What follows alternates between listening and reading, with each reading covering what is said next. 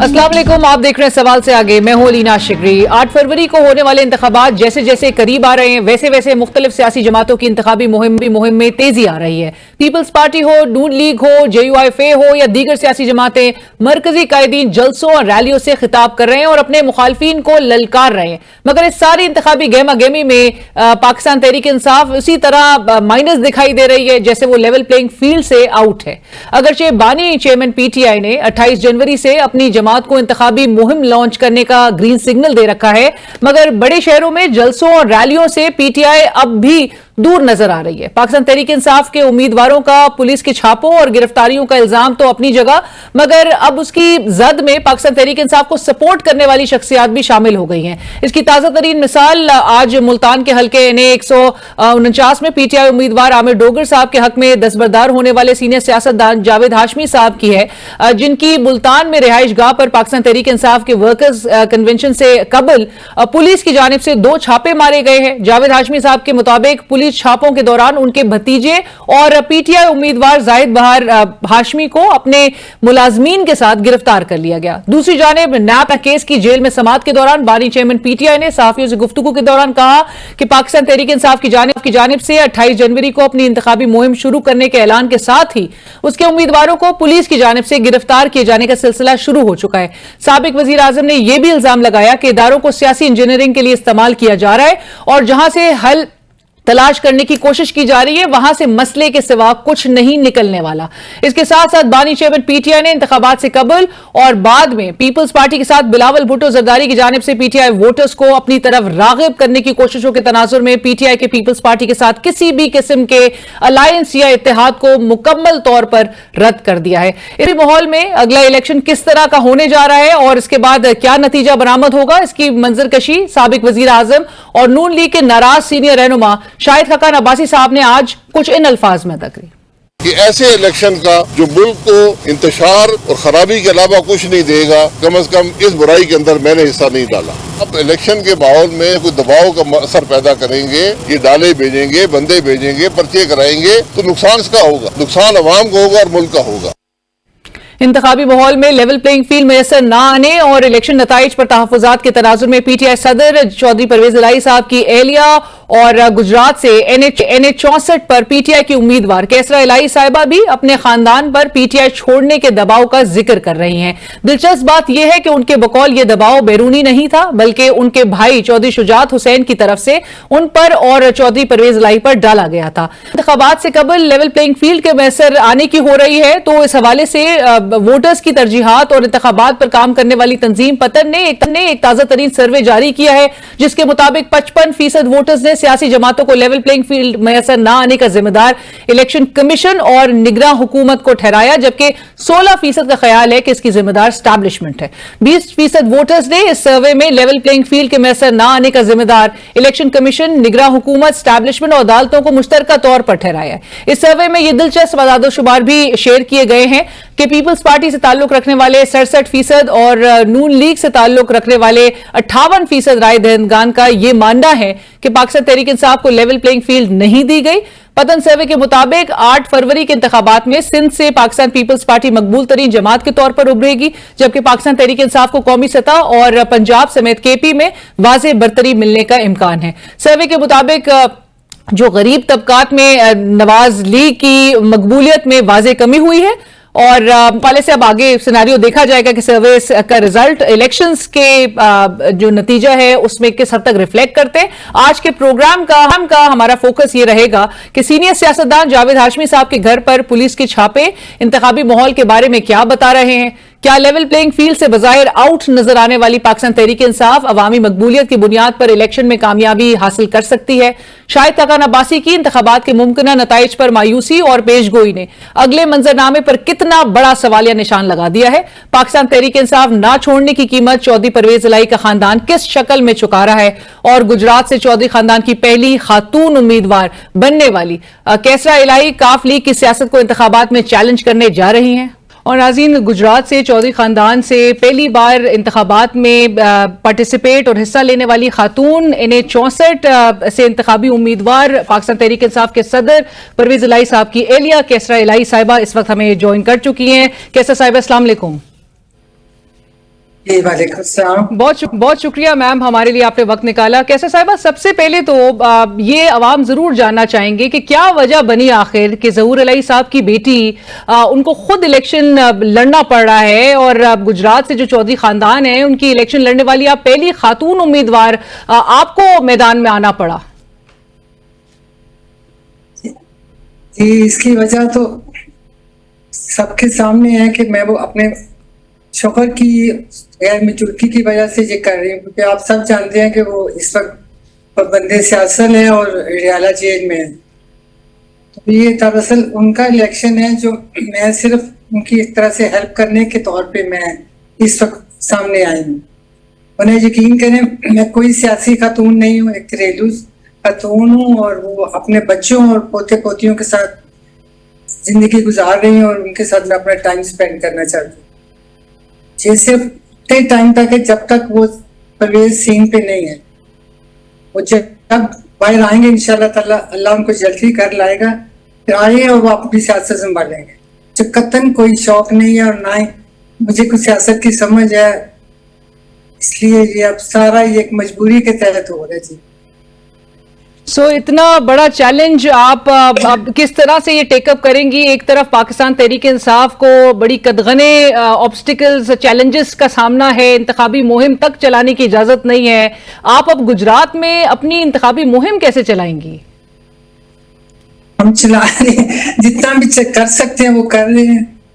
मैं आपको उसकी डिटेल शायद आप लोगों को पता भी होए, वो कल भी परसों की बात है, वो AR वाइवल भी आए थे, उनके सामने भी मैंने यही बात की कि जिस हद तक हमारे साथ ज्यादतियां की जा रही है, इंतजामिया जो कुछ कर रही है, वो तो बिल्कुल एक वो काबिल बयान सी चीज है और समझ से बाहर है।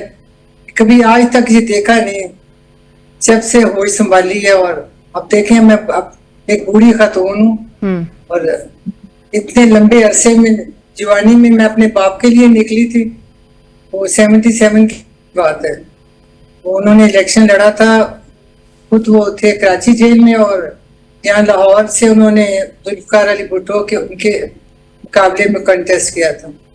तो तब उन्होंने मुझे कहा, तो मैं उनकी वजह से ये उस वक्त में आई, जो भी और सारा कुछ बहुत पुरानी बात है।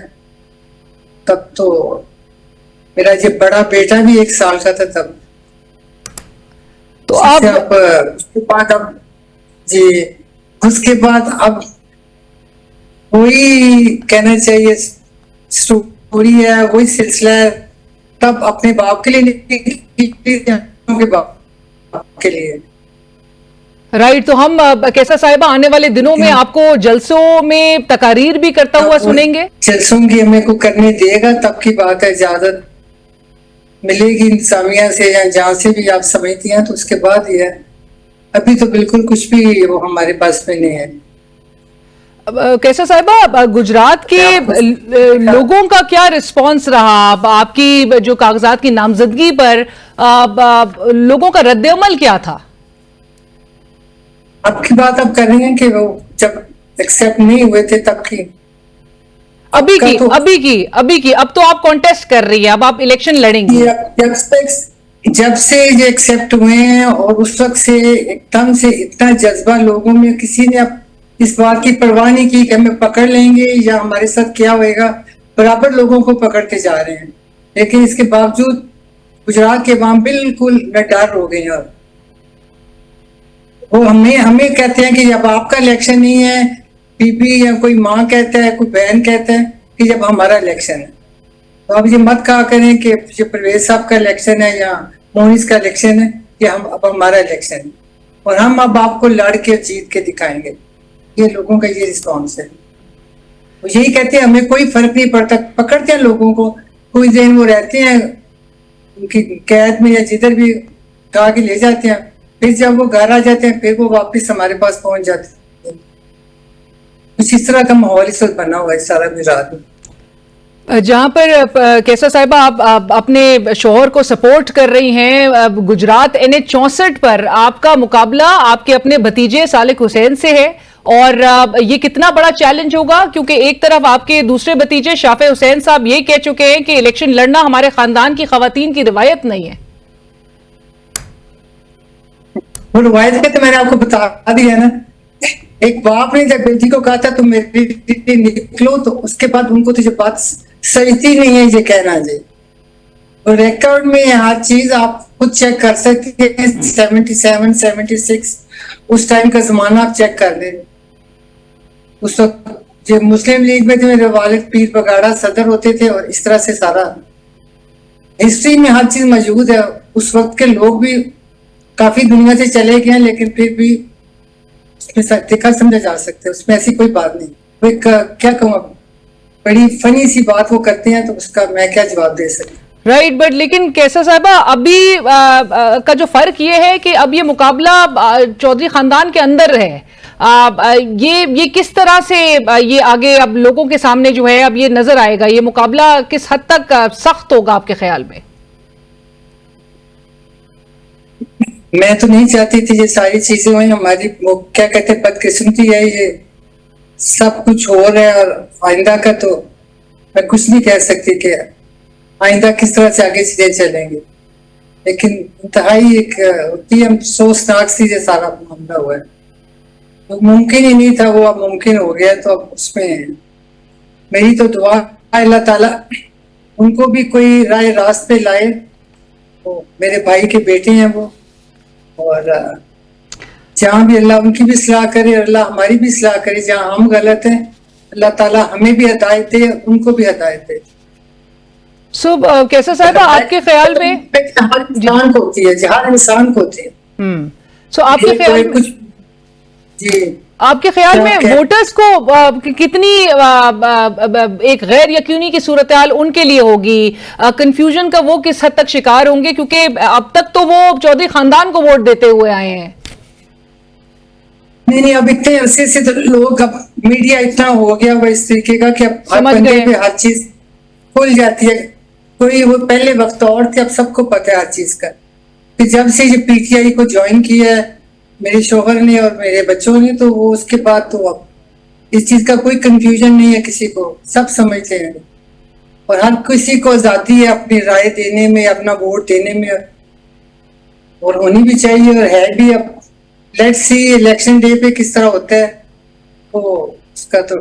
और गुजरात में काफ लीग की सपोर्ट जो है आपके ख्याल में वो खत्म हो गई है या कम हो गई है? मैं अपने मुंह से क्या बताऊं कि किसी की कम हुई है या हमारी ज्यादा हुई है या उनकी कम हुई है, क्योंकि अब तक तो वोटर यही देख रहे हैं। जो कुछ हालात पिछले कुछ माह से नजर आ रहे हैं उसमें तो नजर आ रहा है कि पाकिस्तान तहरीक इंसाफ ने बहुत कुछ बर्दाश्त किया है। सो पाकिस्तान तहरीक इंसाफ की तरफ ज्यादा माइल नजर आ रहे हैं अब गुजरात के लोग। यहाँ पे लोग जाते हैं इस गुजरात शहर में सर्वे करने, उनकी रिपोर्ट्स आती हैं, उससे आप अंदाजा कर सकते हैं कि इस वक्त क्या हालात हैं गुजरात के। गुजरात में तो जो लोग इनको ज्वाइन करने के लिए इनकार कर रहे हैं उनको इंतजामिया उनके बच्चों तक उठा के जाती है, तो इससे बढ़ के अब क्या जुल्म और ज्यादती होनी है। कैसर साहिबा आपकी कैंपेन में आपका मंशूर क्या होगा लोगों के लिए? मैंने आपको बताया मैं कोई उस तरह की सियासी खातून नहीं हूँ, ना ही कुछ उस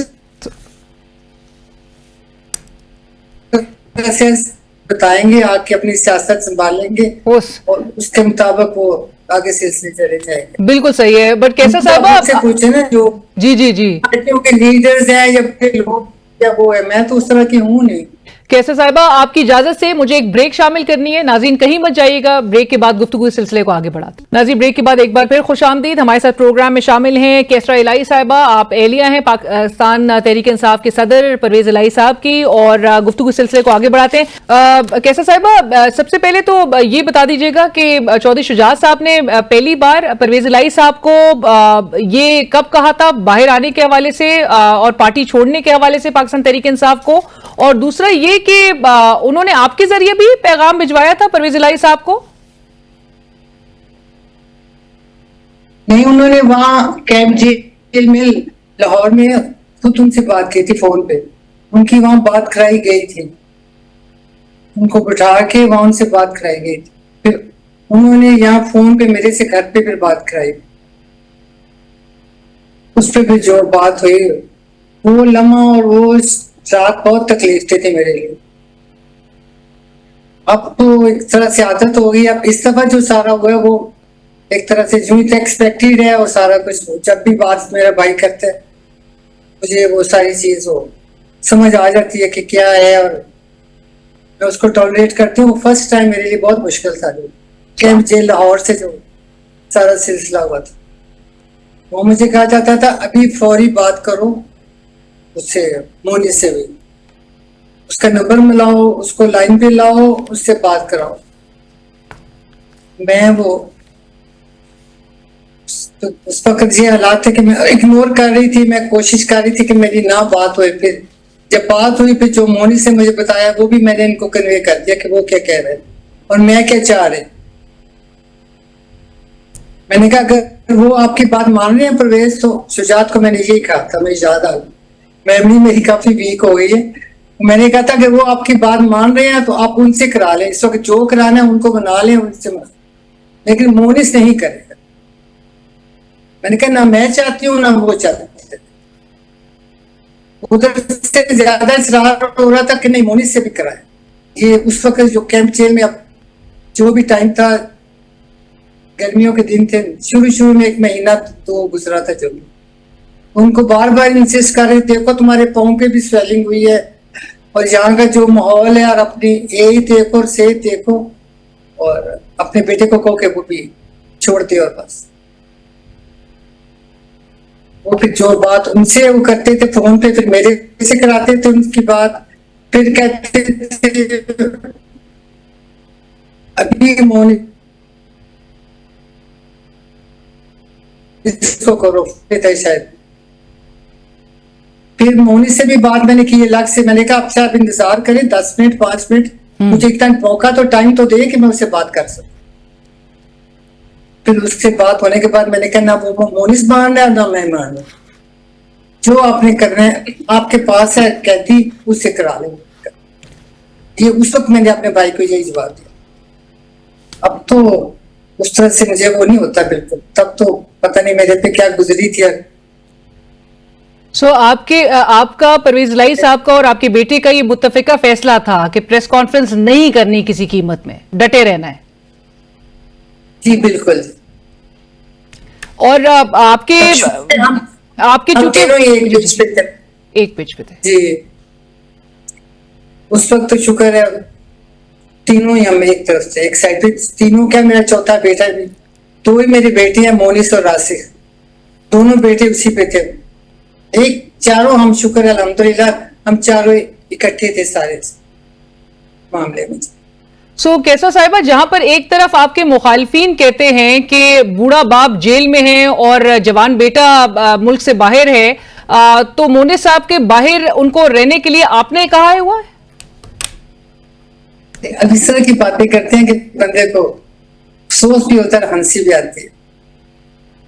ये कभी उससे पूछे ना जाके बूढ़े बाप से कि वो क्या कहते हैं इस सिलसिले में।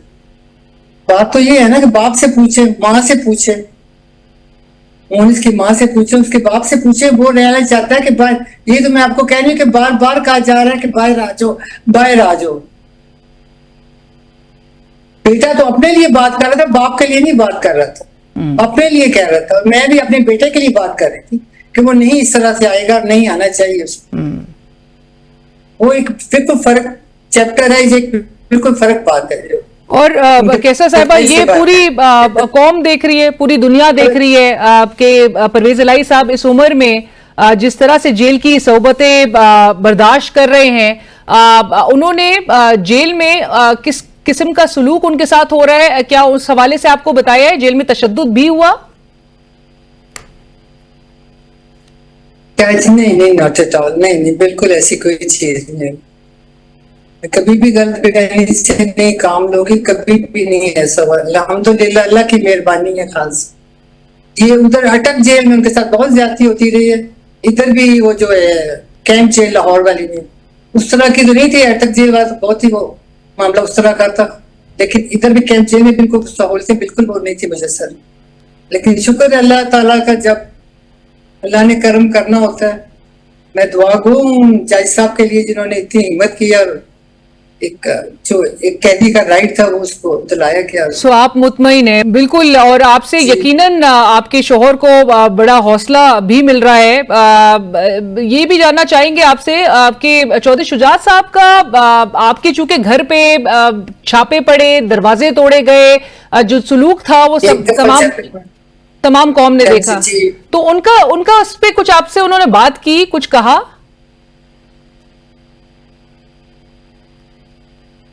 वो अपने घर में बैठे तो बिल्कुल साथ साथ हमारे कह रहे कभी आप लाहौर आई हो तो शायद आप सड़क से गुजरी हैं, बिल्कुल चंद फुट का फासला है हमारे दोनों दरवाजे, उधर से निकलो उधर चला जाए बंदा, उधर से निकलो उधर चला जाए।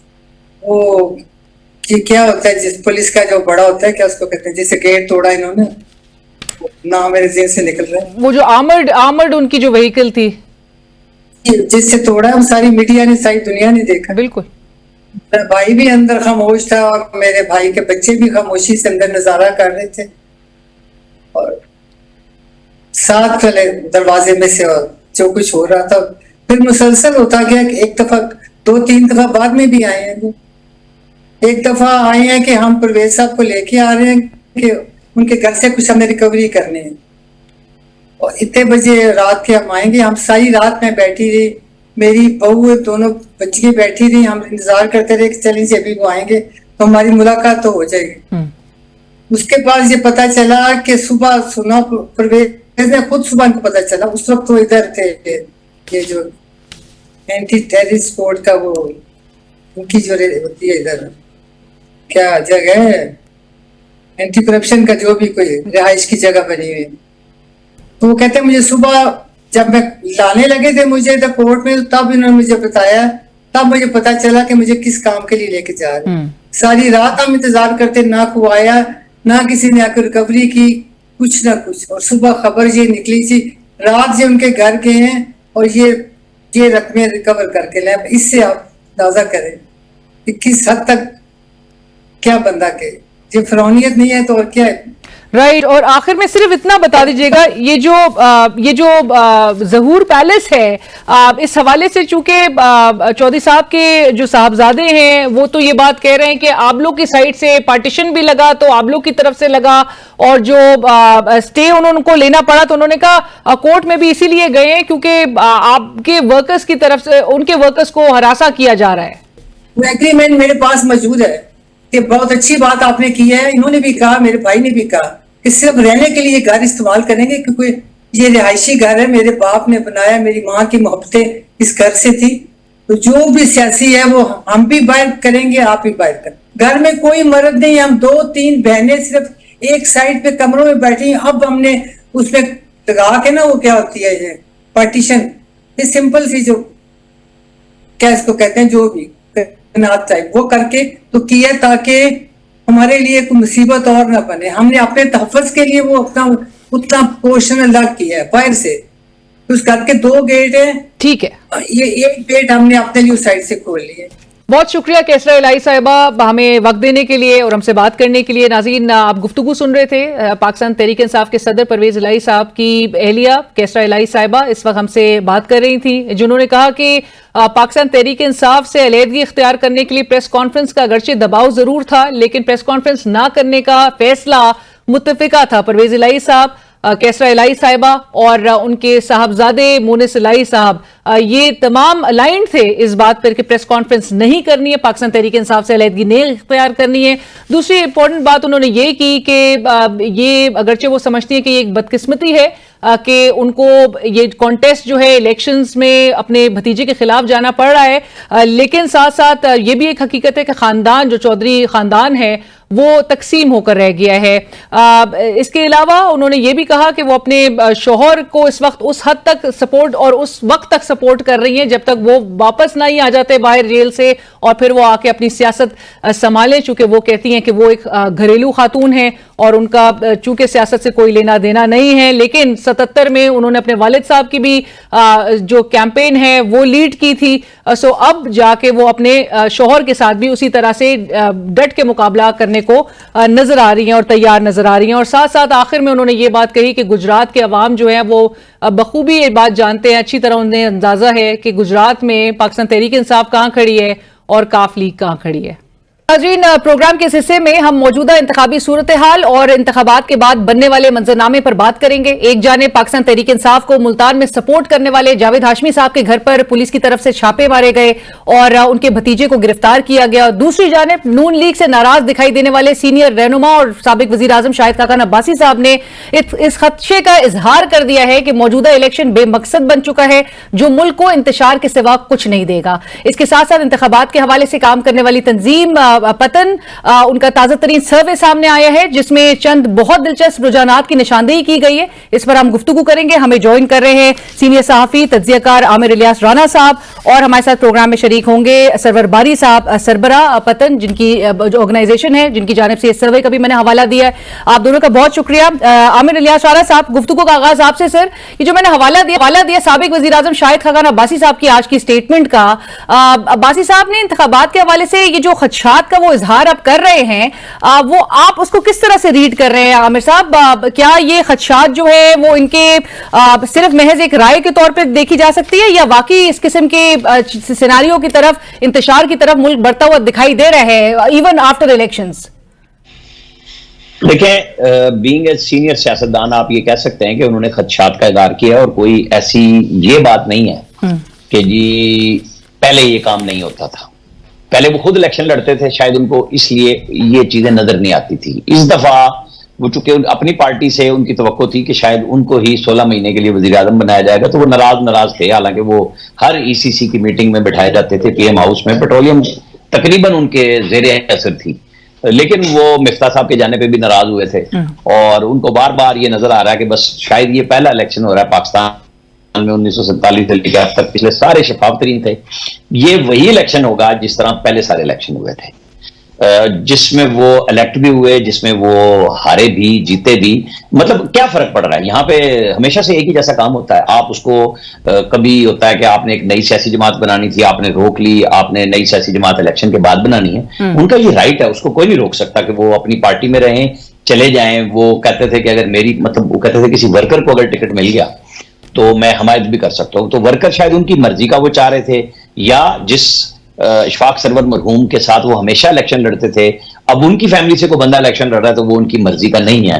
तो ये एतराज हो सकता है, पार्टियों के अंदर लोग नाराज भी होते हैं, राजी भी होते हैं। इससे ज्यादा मैं नहीं उस पर आमिर साहब, मोर और लेस उसी तरह के इंतखाबात इस बार भी होने जा रहे हैं, बस रिसीविंग एंड पे हमें तहरीक इंसाफ दिखाई देगी। देखिए, पिछली दफा आप इसको नून कर लेना, फरमाइश भी यही थी, काम भी यही था, और उनको जीतने के बावजूद हरा दिया गया था। अब ये इलेक्शन से पहले उनको समझ आ चुकी हुई है कि कहां पे खड़े हुए हैं। वो स्टेट पे हमला नहीं कर रहे थे, फर्क 9 मई का है दोनों के दरमियान में, आप बात ज़हन में रख लें। बारी साहब, वो जो सर्वे का मैंने हवाला दिया था आपकी ऑर्गेनाइजेशन की जानिब से जो सामने आया है, जिसमें दावा किया जा रहा है कि 8 फरवरी को जो इंतखाबात होंगे उसके नतीजे में सिंध में पीपल्स पार्टी मकबूल तरीन जमात के तौर पर सामने आएगी, वफाक में खैबर पख्तूनख्वा और पंजाब में पाकिस्तान तहरीक इंसाफ को बरतरी मिलेगी, जबकि गरीब तबकात में नून लीग की मकबूलियत वाज़े तौर पर कम भी हो चुकी है। पाकिस्तान तहरीक इंसाफ आपको किस तरह से इन हालात में बरतरी हासिल करती हुई दिखाई दे रही है, और गुज़िश्ता सर्वेस के मुकाबले में इस सर्वे में पीटीआई की मकबूलियत गिरी है? देखिए, अगर हम जितने भी ओपिनियन पोल हुए हैं हाल ही में, या दो बड़े इंतखाबात जो ज़िमनी इंतखाबात हुए थे जो पंजाब में, और फिर मरकज में जुलाई 2022 को पंजाब के अंदर 19 हल्कों में हुआ था, और उसके बाद जो है वो अक्टूबर 2022 में कौमी असम्बली के ज़मीनी इंतखाबात हुए थे गालिबन 9 नशिस्तों पर, और पीटीआई भारी अक्सरियत से उनमें जीती थी। हालांकि पंजाब के अंदर हुकूमत उस वक्त पीडीएम की थी। तो पहली बात तो ये है कि वो ट्रेंड हमें आने वाले जितने भी ओपिनियन पोल्स हुए हैं उनमें मौजूद नजर आता है, बल्कि वो ऊपर गया है। और अभी आपने गैलप का शायद सर्वे देखा होगा, उसके अलावा डॉन ने ऑनलाइन एक सर्वे किया है, और इसके अलावा भी 1-2 सर्वे आए हैं, और हमारा अपना सर्वे जो अभी हमने जनवरी के पहले हिस्से में किया है, उसके नतीजे आज हमने सारे मीडिया के साथ, पब्लिक के साथ शेयर किए हैं। तो हमें ये लगता है कि पीएमएलएन की जो पॉपुलैरिटी है वो डिक्लाइन हो रही है, अनलाइक जो गैलप का सर्वे ये कह रहा है कि पीएमएलएन या नवाज शरीफ की पॉपुलैरिटी ऊपर जा रही है। ये मेजर फर्क है। लेकिन दोनों सर्वेज में जो पीटीआई की पॉपुलैरिटी है वो तकरीबन इमरान खान साहब की वो 45% के लगभग है। थोड़ा सा 10% का फर्क है। खान साहब की पॉपुलैरिटी 49% है और जो पीटीआई है उसकी 39% है। There is a 10% difference. Okay. लेकिन अगर आप सिंध में जाएं तो सिंध में बिलावल जरदारी भुट्टो साहब जो हैं वो 13% कम पॉपुलर हैं पीपल्स पार्टी की निस्बत सिंध के अंदर। तो एक वाज़ेह तौर पर नजर आता है। और मियां नवाज शरीफ और बिलावल भुट्टो जरदारी JUIF अगर सारे जो बाकी PDM के बाकी लीडरान है उनका जो कंबाइंड पॉपुलैरिटी है is less than Imran Khan.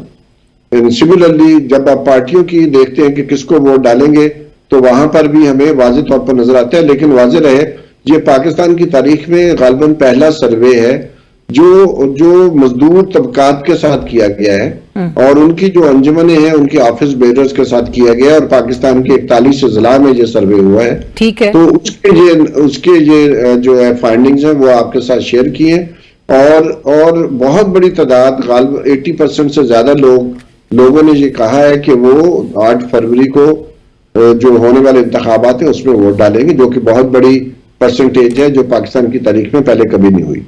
Right. Aamir Ilyas Rana साहब, ये बताइएगा जो बारी साहब भी कह रहे हैं नवाज शरीफ साहब और नून लीग की जो मकबूलियत है, अगरचे कि अभी इन जमात की जानिब से मैनिफेस्टो अभी तक आया नहीं है, 27 तारीख गालिबन उन्होंने अपना मंशूर पेश करना है, उस तरह से नवाज शरीफ साहब बहरहाल अब जाके कहीं ना कहीं हमें जलसे या रैलीज में दिखना शुरू हुए हैं, लेकिन पॉपुलैरिटी मकबूलियत ऊपर कैसे जा रही है?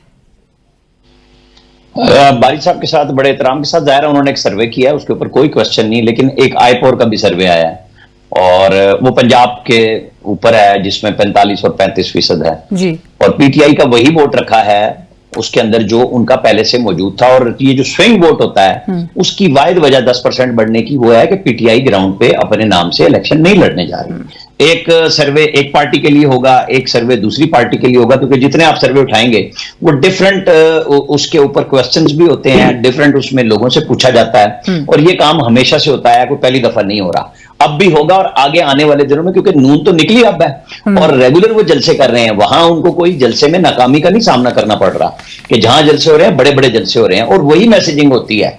मंशूर तो आप देख लें कि 2013 का नवाज शरीफ का मंशूर उठा लें और 18 का इमरान खान का, दोनों का तकाबली जायजा करा लें कि कौन कितने फीसद अमल करके गया। 9.5 साल खान साहब केपी में रहे, जब सवाल हुआ वलीद इकबाल से तो वो निकल लिए क्योंकि जवाब मौजूद नहीं था कि 80 अरब से 900 अरब रुपए पे आपने कर्जा चढ़ाया, उसका केपी में किया क्या आपने। ये सबसे बड़ी हुकूमत थी ना, एक रेगुलर दो जो हुकूमत चली भी गई पहले वो भी इन्होंने अपने हाथ से निकाली।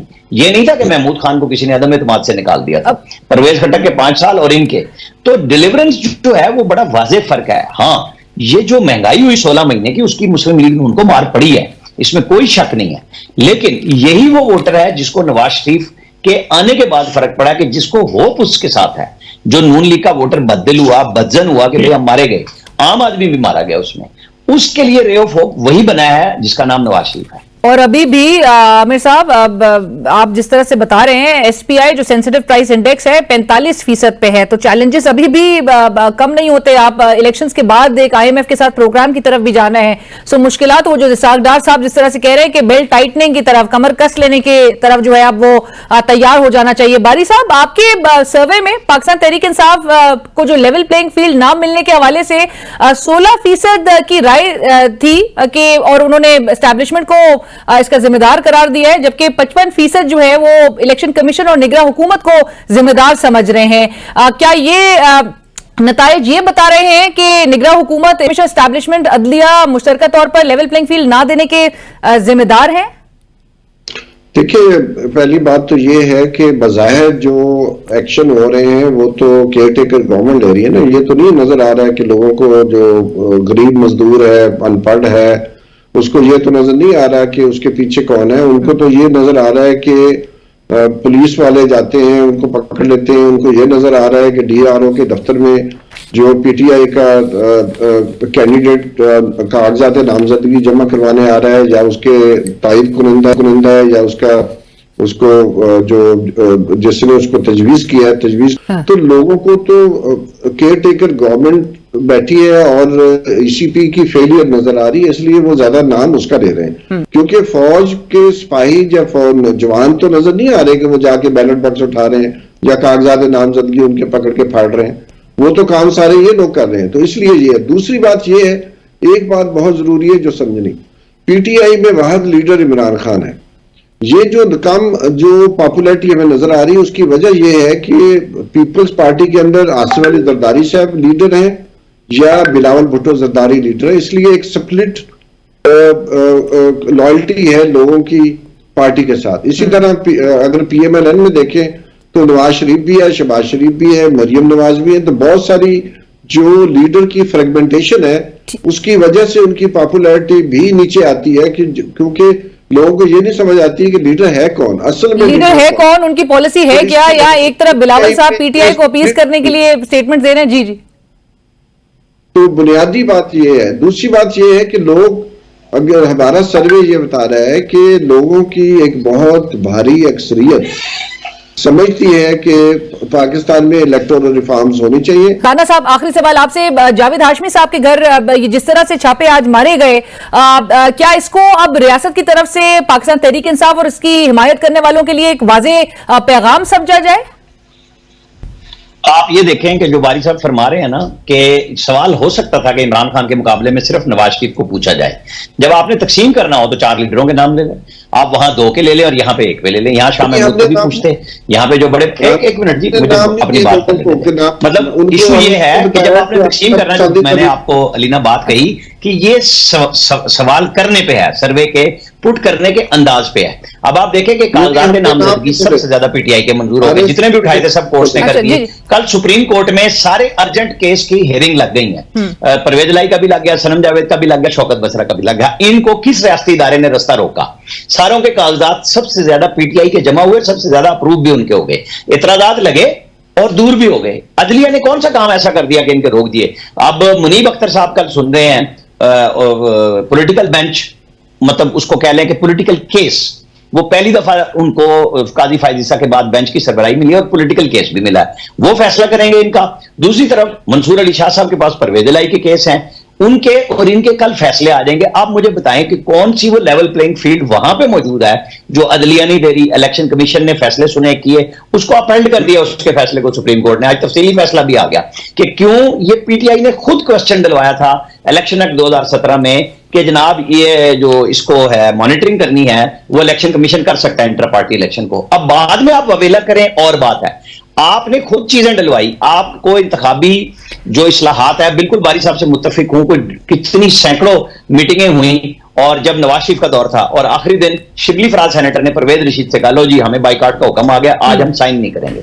जब वो चला गया उसके बाद पीटीआई बैठी रही। भाई आप फैसले करा लेते, इस्लाहात कर लेते, किसी ने रोका था? जब ये आए हैं पीडीएम में, इन्होंने इस्लाहात कर दी, कुछ उनकी फेवर में चली जाएंगी, कुछ किसी के नुकसान में जाएंगी, लेकिन ये तो उसी का हक है ना जो पार्लियामेंट में अक्सरियत लेके बैठेगा।